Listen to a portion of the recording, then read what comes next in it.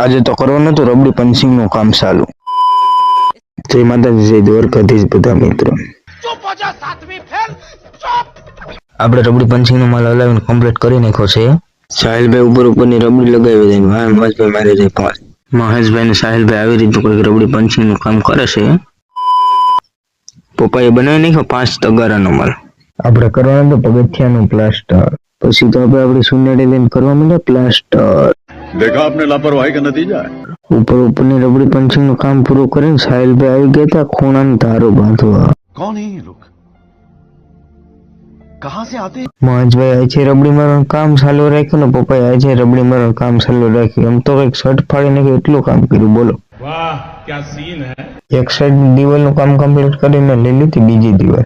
ઉપરની દિવાલનું કામ કમ્પ્લીટ કરીને છોડાવી નાખવાનું છે પાલક. ઉપરનું કામ કમ્પ્લીટ કરીને લેવા માંડ્યા હેઠે. પપ્પા કઈક આવી રીતના રોબો છોડાવીને રહેવા દીધું તું ખાલી થોડું. આ દિવાલનું કામ કમ્પ્લીટ કરીને લેવાની છે શર્ટ.